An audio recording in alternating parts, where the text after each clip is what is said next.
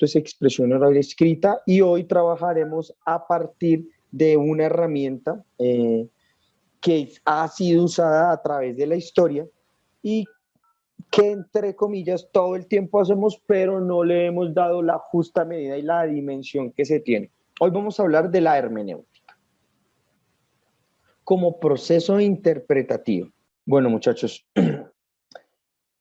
¿qué es la hermenéutica?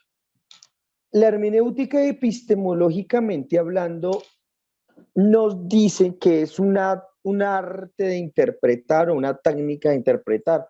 Viene del griego antiguo y es precisamente un concepto estructurado en sociedades con tendencia a la escritura y a la representación de la oralidad.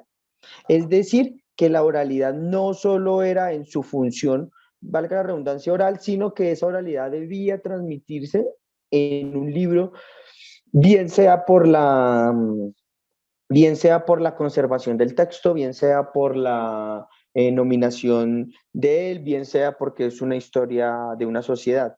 Piensen, muchachos, en un libro como La Ilíada construida por Homero. eh, Antropólogos, historiadores en general discuten la existencia real de Homero como forma física, pero su autor existe.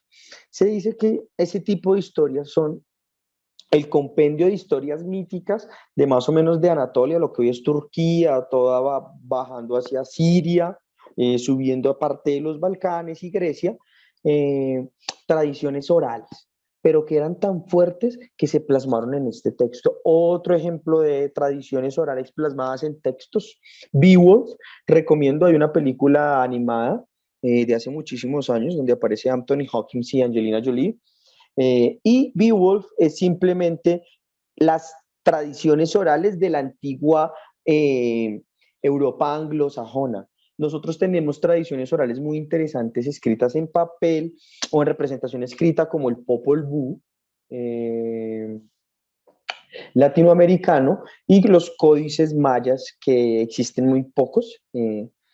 Muy interesantes y sabemos gracias a ellos el conocimiento estelar del movimiento de los astros que tenían este tipo de sociedades. Entonces, por eso es tan importante para nosotros como seres humanos hasta el momento poder expresarnos correctamente de forma escrita, plasmar nuestras ideas correctamente, para, siendo trágicos en un futuro, no ser olvidados, como dice la canción de Caifanes.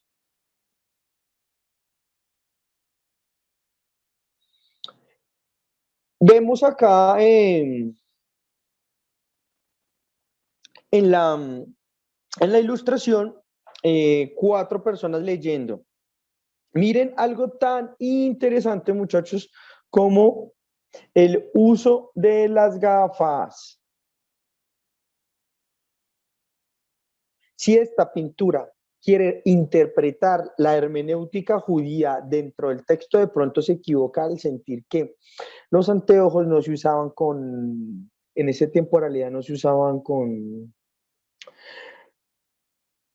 un palito para sostenerse, sino generalmente era usado con correa como una especie de tapaojos, pero se colocaba en los ojos, se usaba. Y para estas épocas antiguas no existían los lentes, los bilentes, sino existían generalmente copas grandes. Entonces, eh, esto sería una interpretación de una imagen, ¿no? Más o menos así. Bueno, muchachos, vamos a empezar. Después de la introducción. Origen de la palabra. Hermenéutico o de la hermenéutica. Esto es una definición de la Real Academia de la Lengua, muy sencilla, que nos dice perteneciente a lo relativo a la hermenéutica, interpretación de los textos, originalmente los sagrados, teoría de la interpretación de los textos. Básicamente, en su origen epistemológico y en su significado, podemos decir que la hermenéutica es una forma de interpretar un documento, un texto, pero es una técnica que hoy en el 2021 podríamos decir que está bastante desarrollada, pero que tiende a generar polémicas interrogantes. En el aula, muchachos, ya les he colocado unos texticos, unos videos para que también puedan sentir un poco más de otras visiones sobre la hermenéutica de un doctor en filosofía argentino que se llama Darío Suastaica, de origen serbio, creo, si no estoy mal. Muy interesante. Su forma de hablar me parece muy interesante y muy asequible a todo el mundo. Entonces me parece también interesante que lo complemente. En primer término, hermenéutica significa expresión de un pensamiento, pero ya Platón había ampliado el significado a la explicación o interpretación de un pensamiento. Hey, interesantísimo. Hermenéutica, interpretación técnica de la interpretación de un texto, pero la hermenéutica como concepto no solo se queda atrasado o no se queda anclado dentro de la interpretación de un texto. También se pueden interpretar un pensamiento, en este caso una idea o una afirmación subjetiva, que son las ideas.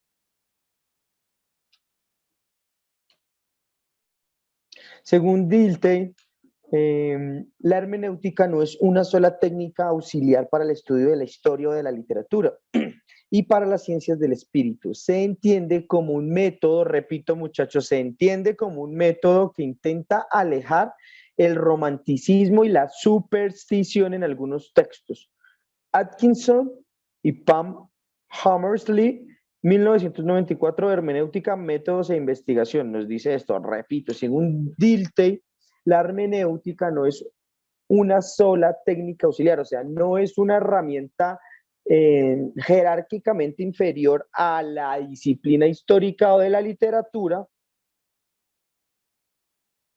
Las ciencias del espíritu podríamos entenderla como la filosofía, o de pronto lo que entendiéramos a llamar como sociología en algunos aspectos, pero más que toda la filosofía, o la teología de pronto también. Se entiende como un método que intenta alejar el romanticismo y la superstición en algunos textos.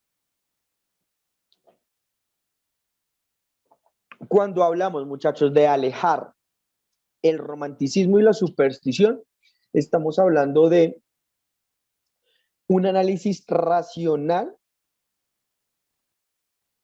alejado de los dogmas de la fe en la interpretación de los textos. Es supremamente importante esta concepción. ¿Por qué? Porque entonces la hermenéutica ya no va a ser una interpretación de la verdad divina o de los libros sagrados, sino va a ser más bien una interpretación subjetiva dependiendo de muchas influencias culturales, retóricas, lingüísticas, geográficas, sociales, económicas, raciales, de clase. Infinidad de cuestiones permiten una correcta interpretación de un texto en su sociedad.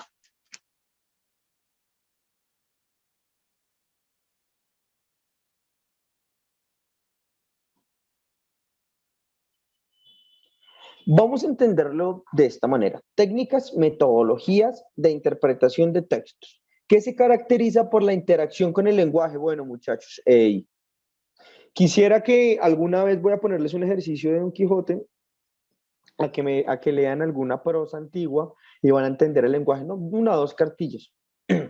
Y van a ver lo interesante que es tratar de comprender el lenguaje y la relación con él. Muchos de las palabras y los términos que se manejan en este tipo de textos no los comprendemos por ser términos específicos de un espacio de tiempo. Entonces vemos también, muchachos, algo que es muy importante que ustedes entiendan. El lenguaje y la oralidad no es algo estricto, no es algo tácito, no es algo inamovible, sino al contrario, todo el tiempo está cambiando, todo el tiempo está evolucionando, todo el tiempo se está reinterpretando. Bueno, muchachos, todo el tiempo se está tratando de adquirir o de construir o de agregar nuevos procesos a lo escrito. Técnicas metodológicas que de interpretación de textos, que se caracteriza por la interacción con el lenguaje, realidad, texto, naturaleza, amor, estado, entre otras.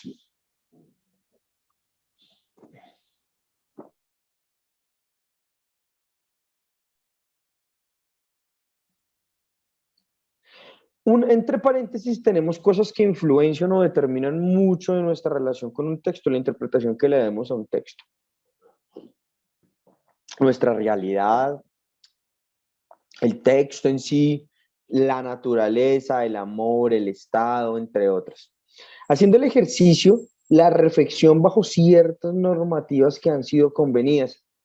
Es decir, la hermenéutica está determinada mucho por nuestras convenciones sociales, es decir, ciertas normas que entendemos dadas y entendemos ser así. Salude cuando llegue, buenos días, despídase, sea cortés, sea amable, no mate, no robe. Hay ciertas convenciones sociales que permiten una sana convivencia y una especie de socialización eh, y que esta misma socialización, esta misma convivencia permita la unión de esfuerzos particulares en un conjunto social. Esto es muy importante porque por todas estas cosas ustedes hacen la interpretación de un texto. Seguramente yo les hiciera un análisis del discurso a cada uno de ustedes y les pusiera a leer eh, Schopenhauer. Cada uno de sus 118 estudiantes seguramente me darían una interpretación de pronto similar, pero no exacta. ¿Por qué? Porque cada uno de ustedes tiene aparatos sociales y aparatos cognitivos totalmente distintos, así sean hermanos en la misma casa. ¿O cuántas veces no han sentido que ustedes no se parecen a su familia o que su hermano y su hermana no son iguales a ustedes habiéndose creído igual? ¿Por qué? Porque él socialmente y como individuo permite porque uno permite que ciertas estructuras eh, extrañas, por llamarlo de alguna manera, influencien nuestros comportamientos, nuestros lenguajes, en este caso, nuestra interpretación en un texto.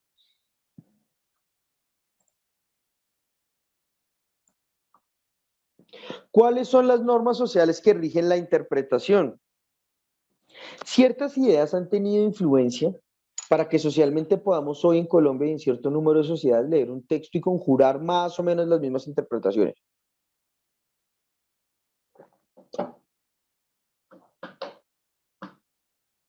Muy interesante que el cristianismo en nuestro mundo occidental sea una influencia importante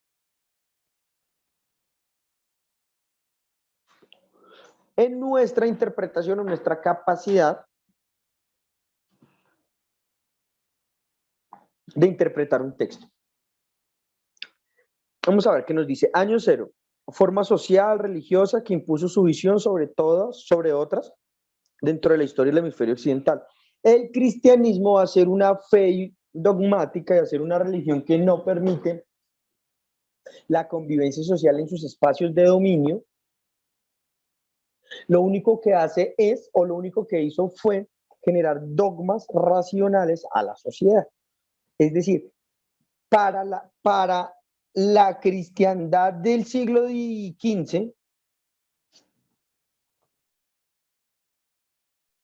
era correcto y estaba permitido quemar personas para su racionalidad, por su fe, independientemente del daño que se hiciera en la sociedad. Por su fe se permitía tener un acto de violencia y, entre comillas, mediar el cuerpo con el alma. Hoy se interpretamos estos sucesos, tal vez diríamos que son demasiado radicales, pero también pasó acá en Colombia. Voy a ponerles un ejemplo. Cuando yo estaba en la universidad, fui al archivo de la AGN a hacer mis procesos de aprendizaje. Y era muy interesante porque se había descubierto, se había estudiado un caso de unos monjes, no recuerdo el término exacto en qué posición estaban del clero, pero eran medio bajo en la jerarquía y se fueron al desierto de la Tatacoa. La Inquisición los enjuicia porque se van al desierto de la Tatacoa. ¿A qué? Ellos hacen una interpretación distinta del texto de la Biblia. ¿En qué sentido? En que ellos interpretan que la Biblia lo que necesita o lo que nos dice es que debemos dejar las cuestiones materiales, la institucionalidad, la fe en el Papa. Bueno, unos 20 personajes se fueron al desierto de la Tatacoa durante mucho tiempo, los estuvieron buscando. ¿Por qué? Porque esto era fomentar una interpretación distinta a la establecida.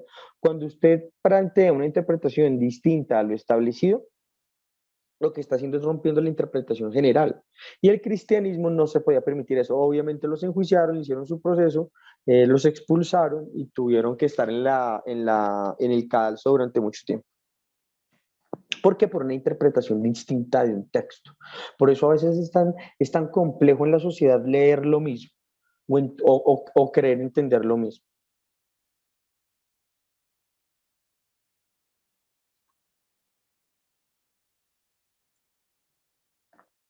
El Renacimiento.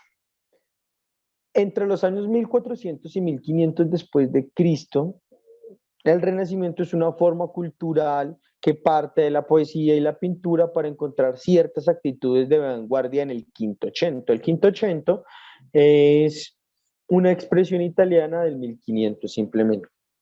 Los historiadores usan este término eh, para darle cierto buque, si me permiten la expresión, al referirse al Renacimiento como espacio temporal. Es muy interesante cuando ustedes lean el 480 o el 580.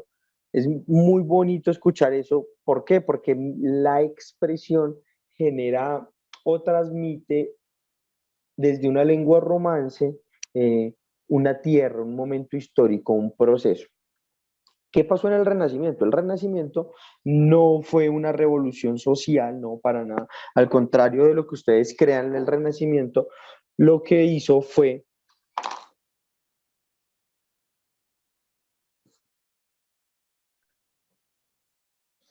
lo que hizo fue cambiar la forma de pensamiento de la élite gobernante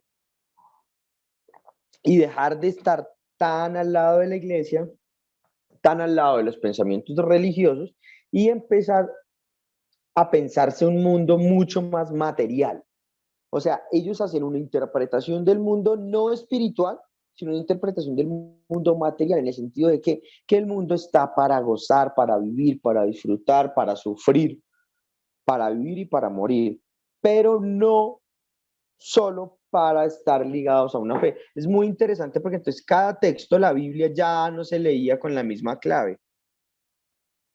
La Biblia ya no se leía con la misma clave, la Biblia ya no estaba en un contexto siendo un libro sagrado, como lo veíamos los 8 días, sino que en muchas ocasiones se convirtió en un libro más de ley y de formación, en un libro de guía.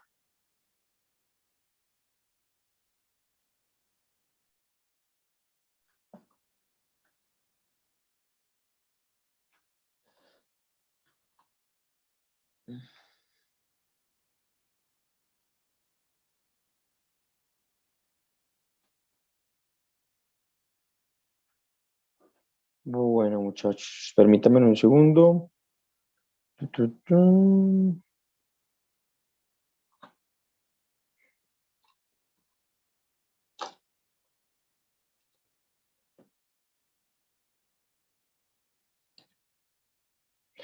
Mi querido Jorge Flores, la conquista de América se da a partir de 1492, cuando se llega a lo que llamamos hoy la española, y se da a través de un proceso, no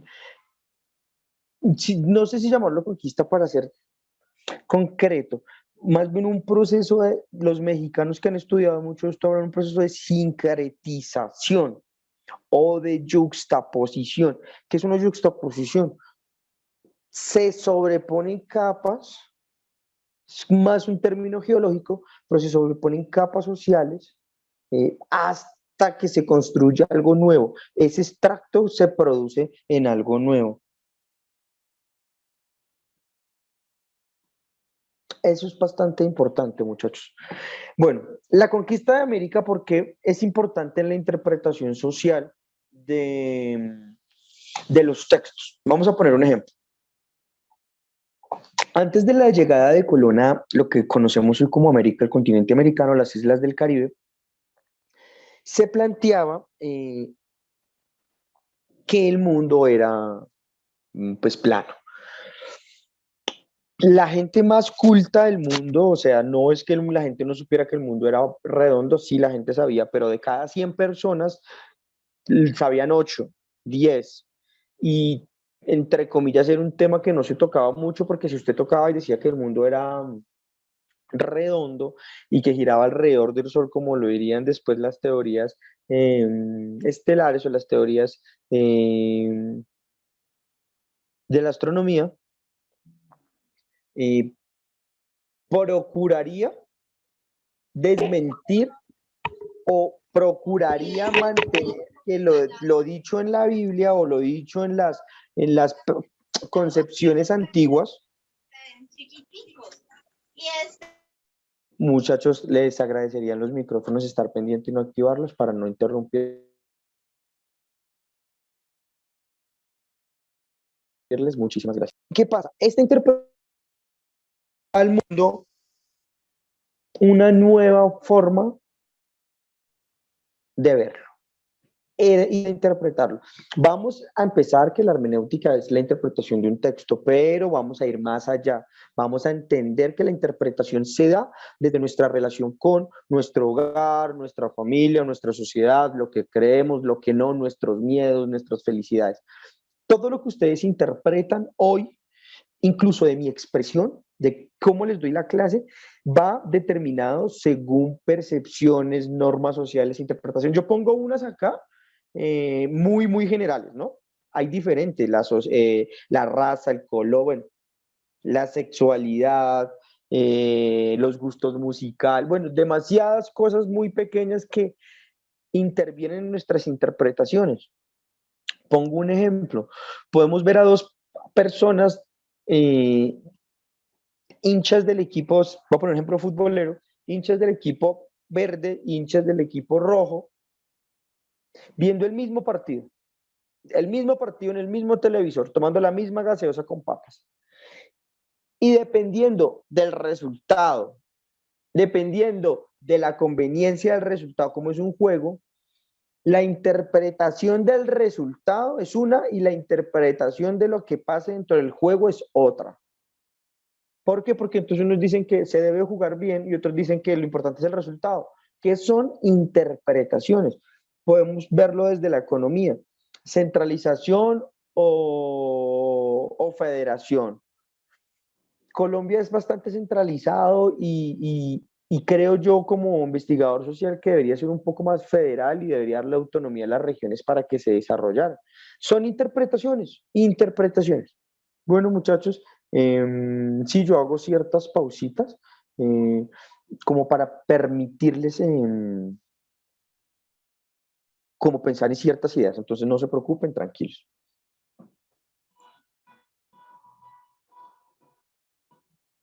La llegada de Europa como pensamiento a América es bastante determinante. ¿Por qué?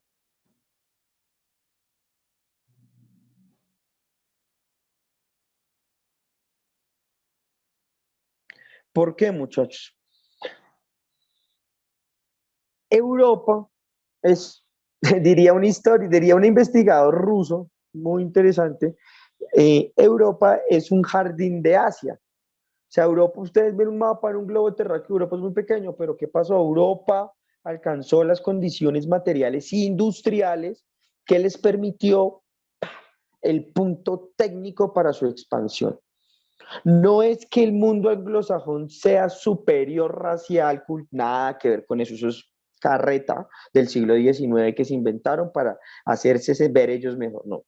La única diferencia que tienen estos pueblos con los de nosotros son sus desarrollos industriales, su capacidad de producción, que es distinta a la nuestra. Nosotros no producimos a su nivel y consumimos lo que nos produce. Cuando nosotros somos dependientes de ellos, socialmente y jerárquicamente estaremos dependiendo del discurso, del pensamiento también. Entonces, por eso ellos en el norte asimilan que en el sur el consumo, los consumidores no piensan igual que ellos. Por eso la mayoría de los investigadores sociales generalmente son anglosajones. Y algo muy importante, muchachos, la revolución industrial. La revolución industrial es determinante, ya me les había adelantado, es la forma en que la humanidad cambia su forma de producir, cambia su forma de emplear los medios técnicos que posee para generar ¿qué? La revolución industrial es simplemente un proceso de generación de capital. Listo, yo sirvo, yo mejoro la vida cotidiana, ¿para qué? Para mejorar mi bolsillo, en este caso el del capitalista o el del empresario. Capitalista, muchachos, hagan una correcta interpretación. Capitalista, según entendemos en la economía del siglo XIX, desde Marx a Weber, Carlos Marx y Max Weber, sociólogos y filósofos ambos, plantean de que el capitalista es aquel personaje que no produce nada, sino que especula con una posible rentabilidad. Eso dice Carlos Marx y Max Weber. Entonces, el capitalista arrienda la tierra, contrata al obrero, compra manufactura, la transforma y la vende. Y buscando hipotéticamente un beneficio. Carlos Marx dice que la burguesía o el capitalista es la clase social más dinámica de la sociedad en el sentido que todo el tiempo está tratando de encajarla y de mover diferentes niveles sociales para su producción. Aunque ustedes no lo crean porque no se han leído a Marx, Marx alaba mucho a la burguesía como clase porque es bastante revolucionaria en el sentido de la innovación, la creación, una interpretación distinta de los hechos. Estamos llenos de interpretaciones. Cuando escuchen el video en clase, en el del aula van a ver cómo Darío, el profe, el doctor Darío, dice, recordemos lo que dice Nietzsche, no existen los hechos entendidos como realidad, sino existen las interpretaciones. Entonces, Pepito Pérez no le pegó a Pepita Pérez, es una interpretación, diría Nietzsche, no le pegó. Eso es parte de la hermenéutica, ¿no? El proceso de construcción de las interpretaciones según qué nos conviene incluso. Vamos a hacer un pequeño ejemplo acá con esto. Bueno, entonces los quiero muy concentrados. Para un adecuado ejercicio de la hermenéutica se debe tener en cuenta, uno, muy importante muchachos, por favor, para un adecuado ejercicio de la hermenéutica se debe de tener en cuenta conocer el contexto del texto, intereses de creación y resultado del lenguaje, es decir, cómo tuvo repercusión en la sociedad. Voy a hacer unas pequeñas ideas a partir de cada uno de sus apartes. Conocer el contexto del texto. Bueno, yo tengo una revista de Sura, X. Yo, cuando me vaya a acercar a ese texto, lo que necesito saber es, uno, ¿quién es su autor? Dos, ¿qué necesito saber del texto? Ustedes me van a decir, ay, pero si yo solo quiero leer a Gabriel García Márquez, pues debería leerlo en este sentido hermenéutico para entender más de por qué él escribía así.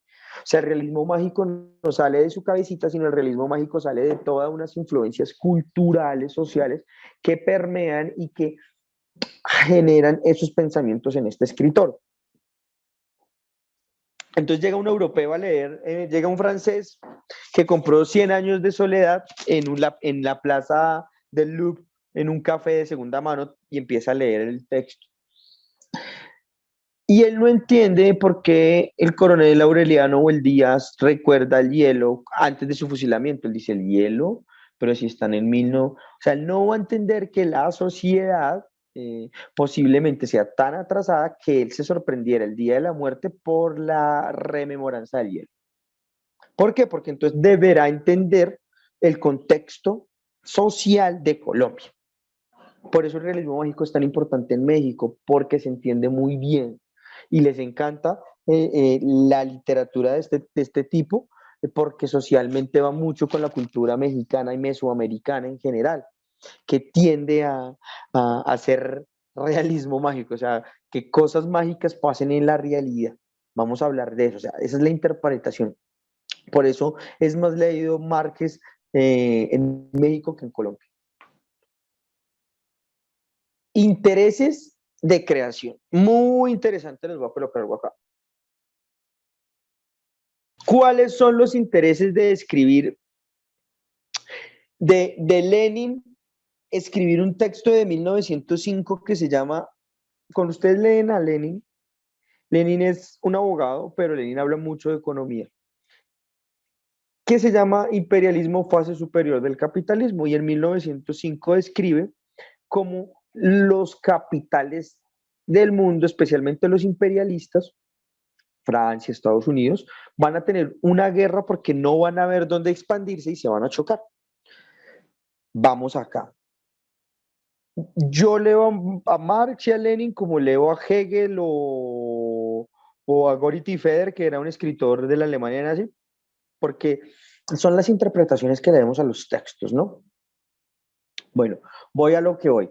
¿Qué pasa si en 1900, yo leí este libro hace un año y medio, una cosita así chiquita, y lo leí por curiosidades de una investigación que estaba haciendo sobre los movimientos sociales de izquierda en Colombia en los años 30 y quería saber más sobre el leninismo, pero no que me lo contaran, sino leer al autor. Y oh sorpresa, me di cuenta de que todo lo que yo había leído sobre este personaje histórico de la Revolución Rusa generalmente no tenía fundamentos, porque de los pocos libros que leí 3 o 4 textos del hombre y artículos, leí muchos, muy, el 60% de los artículos hablan es de economía, muchos artículos hablan de educación, de cómo educar una sociedad, porque recordemos que en esos momentos todos eran analfabetas, y un 30% sí hablaba de cuestiones políticas y revolucionarias. Entonces, ahí es cuando estamos haciendo un análisis hermenéutico de un texto o de un conjunto de textos. Cuánto escribe el autor sobre un tema, tal. Cuando yo hago esto, pienso yo que él no es una influencia para los revolucionarios en Colombia, sino otros textos como Trotsky, al contrario de Lenin, o incluso el propio Stalin. ¿Por qué? Porque entonces vamos a ver quién leía más a quién. Eso es yo estudio, me gusta estudiar el lenguaje. Una de mis investigaciones es sobre los discursos radicales en Colombia en los años desde 1900 y 1930. Por eso el texto del lenguaje, lo que se dice, cómo se interpreta, quién lo lee, para qué se hace, es muy importante. Voy a poner otro ejemplo. La historia en Colombia como disciplina, o sea, la historia no existía como disciplina hasta 1900 algo. ¿Por qué? Porque siempre la historia se había escrito más como leyenda, más como tradición, que como historia objetiva y racional de un hecho pasado. Es decir, analicemos el contexto de la toma de la embajada. No analicemos lo que yo creo bueno o mal. Analicemos el contexto racional. Ta, ta, ta, ta, ta, ta, ta, ta, ta, ta, ta, ta, ta, ta. ¿Por qué hago esto y hincapié en esto, muchachos? Porque cuando ustedes, que son mis queridos profesionales, tengan que leer un texto, los que quieran seguir su carrera en sus maestrías, en sus doctorados, en sus especializaciones, donde el nivel de lectura es amplio, conciso y debe ser bien interpretado, ustedes tienen que tener las capacidades de leerse 25 páginas y entenderlas, de que el profesor les diga, ustedes son universitarios, de que el profesor les diga, y van a ser profesionales. Y si no leen y si no interpretan, créanme que muy difícilmente desarrollarán todas esas competencias que tienen. Por eso yo los molestaba al inicio de la clase y les decía, les voy a poner un texto de 300 páginas y respóndame en 10 preguntas. No en el sentido corchador y guillotina, sino en el sentido de que ustedes deberían desarrollar las competencias. Obviamente no lo voy a hacer por cuestiones técnicas, pero sí deberían estar en la capacidad de adquirir el conocimiento. Bueno, hábito de lectura, por favor. Leamos mucho, escuchemos mucho, interpretemos mucho. ¿Qué lenguaje se usa en el texto y cuál es su representación en la sociedad? Vamos a leer un libro que yo diga sí fue prohibido. Prohibido, un libro prohibido, un libro prohibido. Bueno, ya, listo. ¿Habrán escuchado ustedes alguna vez los poetas malditos? Verlaine, Baudelaire, Rimbaud, entre otros. Este tipo de poesía no era una poesía, ustedes la leen y habla mucho de sexo, drogas, promiscuidad, experiencias paranormales, soledad, muchos de los sentimientos que en ese momento de la historia estaban reflejados. Pero ¿qué pasa? El lenguaje de uso generalmente se dio en Francia, particularmente este movimiento. En Alemania había un poco más de romanticismo, que es otro movimiento literario que afectaba socialmente. Los poetas malditos representaban una parte de la Francia, de la sociedad francesa, especialmente urbana, la cual reaccionaba a los nuevos cambios, a la revolución de 1789, a los cambios de pasar de un reino, de un imperio, de un reino a una república y posteriormente hasta los 40 de 1800 volverse un imperio. Eso afecta. Hoy por hoy, 200 años después, no nos sentimos todos los colombianos como colombianos y sentimos que personas de otras regiones no pertenecen a nuestra comunidad. Entender las convenciones sociales que rigen la creación y espacio de un texto cultural. Les voy a decir una cosa simple para que entiendan el ejemplo rápido. Si yo pongo a leer la Biblia en la Meca, en Arabia, seguramente me la tiran al suelo y no les importa. Si yo pongo a leer el Corán en el Vaticano, seguramente cogen y lo queman. Pero si yo hago eso en sus respectivas sociedades, el que me queman es a mí. ¿Por qué? Si son páginas y palabras. Si me permiten, por favor, desde un punto de vista científico, a los que piensen que no son solo palabras. Porque cada uno de las sociedades interpreta que esas palabras, esas páginas, esos textos enriquecen su vida material desde ciertos aspectos. Por eso es importante entender los contextos sociales y en qué medios se escribe el libro. Y vamos a hacer un ejemplo. El manifiesto comunista se escribió en 1848 por Marx. Les recomiendo una película que se llama El joven Marx, está en internet y pueden entender un poco más del contexto. Me parece visualmente una buena película y trata un poco el personaje no desde lo peyorativo que se cree, sino un poco más de lo del personaje. Me parece una buena película. El manifiesto comunista empieza: un fantasma recorre Europa. Es el fantasma del comunismo. Punto. Un fantasma recorre Europa. Es el fantasma del comunismo. ¡Pah! De una. ¿Qué pasa? Miren esas frases. Voy a poner un ejemplo. Mein Kampf de Hitler de 1924, que si no estoy mal, que se editó en la cárcel de Spandau. No, Spandau fue la de Rudolf Hess, en la cárcel que estuvo Hitler después del push de Múnich. Él más o menos, no recuerdo porque lo leí hace muchísimos años, pero dice más o menos como hemos sido traicionados, Alemania no perdió la guerra, hablando de la Primera Guerra Mundial. Se justifica todo lo que hacía él en ese espacio. Nos traicionaron, Alemania no perdió la guerra. 100 años después, un libro de 1848, todo lo que desencadenó ese libro, y un libro de 1924, todo lo de que desencadenó ese texto. Muy, muy, muy importante. Si ven cómo dos diferentes tendencias políticas que marcaron el siglo XX empiezan a partir de la retórica y de los textos, de la interpretación que se le dan a los textos. Muy, muy, muy importante, muchachos. Yo siempre les estoy poniendo ejemplos muy radicales para que ustedes comprendan la dimensión y la importancia de los textos. Muchachos, el nombre de la película es El joven Marx, aparece ahí en YouTube. Voy a hacer un pequeño comentario. Yo la vi en cine acá en Bogotá, en Cine Colombia, la proyectó Cine Colombia, pero miren cómo nos juzgan intelectualmente.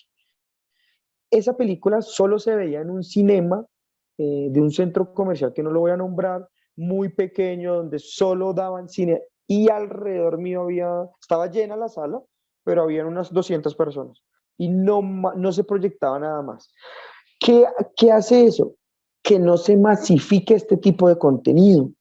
¿Por qué? Porque se tiene una interpretación peyorativa, o sea, es una hermenéutica, no voy a hablar negativa, sí, negativa porque se sesga a al público en general un personaje. ¿Por qué? Porque se le tiene miedo. ¿Por qué? Porque nunca en la vida han leído a Marx. Cuando usted lee a Marx, usted dice, pero ¿por qué le tienen miedo si el tipo está equivocado anda? O sea, dice tantas cosas de la economía que 80 años después ya no existían, no pasa nada. Por eso el marxismo cae a veces por su propio peso. Pero hay mitos y miedos que por no acercarnos al texto, los repetimos. Bueno, igual pasa con el nazismo, igual pasa con Nietzsche. O sea, hay muchos autores que se mitifica oral, pero no se justifica en el texto. Y la interpretación y a lo que invita a esta clase el día de hoy es a que ustedes reflexionen sobre el texto y no sobre lo que dicen del texto. ¿Listo? O cuando vayan a hacer una hermenéutica del lenguaje o de la pintura, que no tomen una decisión por lo que me contaron, sino por lo que yo escuché o lo que me dicen, el discurso. ¿Por qué? Porque las interpretaciones cambian según conveniencias, según factores, como ya lo he venido repitiendo.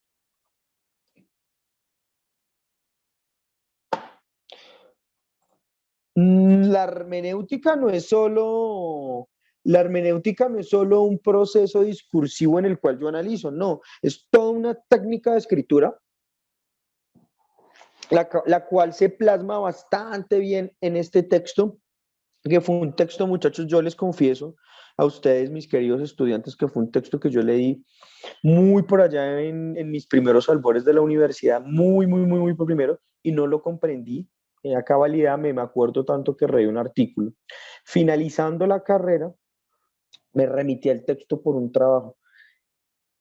No entendía el libro, era la realidad. No tenía las competencias mentales, o sea, no tenía todos los conocimientos para poder entender el libro.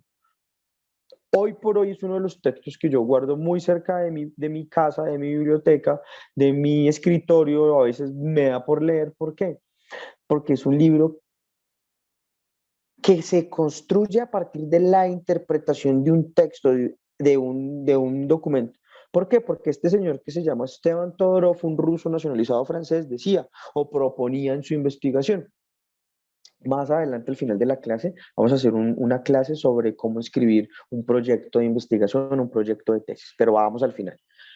Este señor en su proyecto de investigación propone que se dice mucho entre los investigadores, pero se lee poco el documento, entonces que él quería leer los documentos en sí y algunas de las narraciones o algunas de las crónicas, hacer una interpretación, una hermenéutica del texto. Voy a leerles un segundito el enunciado que nos propone la imagen. Esta es la carátula del texto, acá la pueden ver. Esto es de editorial siglo XXI, si no estoy mal. Lo pueden encontrar en internet o artículos en internet para que no se preocupen. Creo que yo les tengo colgado uno. Y aquí encuentran un link de un artículo. La conquista de América de Esteban Todorov es una interesante contribución al análisis de la historia del llamado encuentro de dos mundos. Lo que les digo, acá no se habla de conquista, acá se habla de encuentro.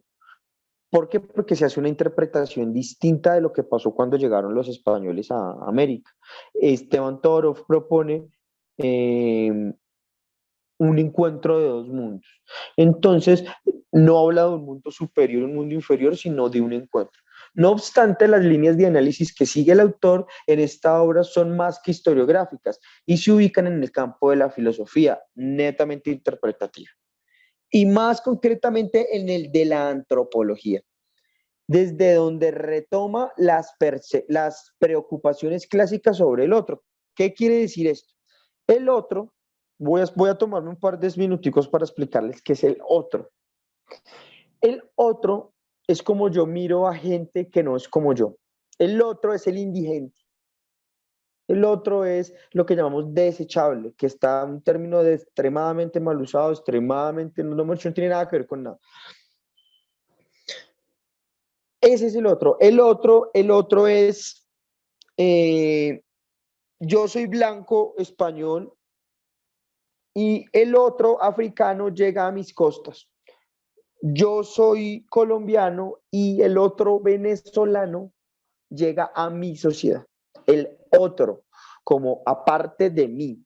siendo de una misma raza, ¿no? O de un mismo género, el otro. Es muy interesante lo que hace él, porque entonces los conquistadores españoles lo que hacen, y él dice, bueno, porque en una de sus primeras hojas es muy bonito porque, entre comillas, bonito porque hace toda la cronología de cómo aperrean a una señora. Aperrear era coger un indígena, tirarlo en medio de un, permítame la expresión, un parche, un grupo, y botar dos perros entrenados y que la matara. Eso se llamaba aperrear. Cuando él lee estos textos, él dice, uy, pero qué cosa tan estremecedora, qué cosa tan tremenda. Entonces él dice, bueno, pero ¿por qué ellos lo hacían? Siendo tan extremadamente religiosos, piadosos. Bueno, él hace toda la interpretación y él llega a una tesis y propone que los conquistadores o los que llegan de España ven al otro como algo inferior que debe ser.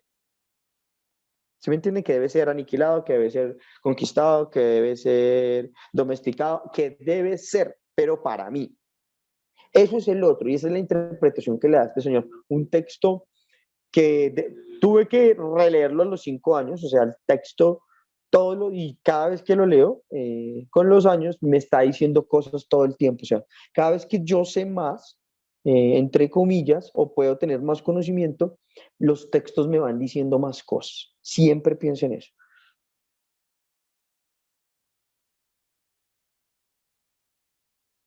Bueno, vamos acá ya a dar unos ejemplos de interpretación.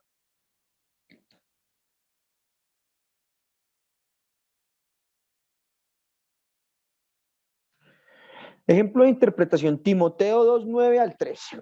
9.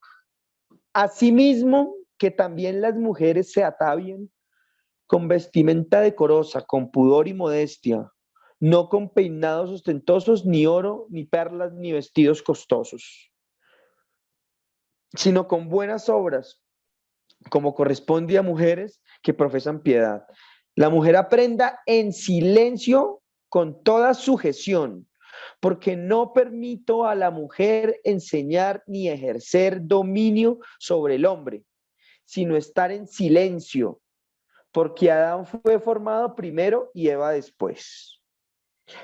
Hay un texto, una interpretación, vamos a ver qué opinamos de esto más adelante. Voy a ponerles otros ejemplos de interpretación. Recuerden que el eslabón más grande que puede alcanzar la especie humana es ser revolucionario. Ernesto El Che Guevara. El que quiera ser águila, que vuele. El que quiera ser gusano, que se arrastre, pero que no grite cuando le pisen. Emiliano Zapata. Ese personalmente me encanta. Nunca consideres el estudio como una obligación, sino como una oportunidad para penetrar el bello y maravilloso mundo del saber. Albert Einstein. Tengo acá y finalizo con el queridísimo economista de Treveris. ¿Crees en el amor como propiedad divina? Porque amas. ¿Crees que Dios es sabio y bondadoso? Porque no conoces algo superior en ti mismo que la bondad y la inteligencia. Y crees que Dios existe, que es un ser, porque tú existes y eres un ser. Karl Marx. Muchachos, les agradezco, muchísimas gracias y voy a dejar unas palabras finales. Debemos siempre tratar de entendernos primero nosotros para poder hacer una interpretación. Si hacemos interpretaciones sin mediar que estamos sujetos a algo, o sea, nosotros estamos condicionados, muy complejo, de pronto no entendamos muchas cosas. Entonces, tratemos de estar con mente abierta respecto a muchas cosas cuando hagamos una hermenéutica profesional, tanto en una empresa, en un trabajo, como sea. Bueno, muchachos, yo les agradezco muy, muy, muy, muy, muy, muy feliz de estar con ustedes. Muchísimas gracias.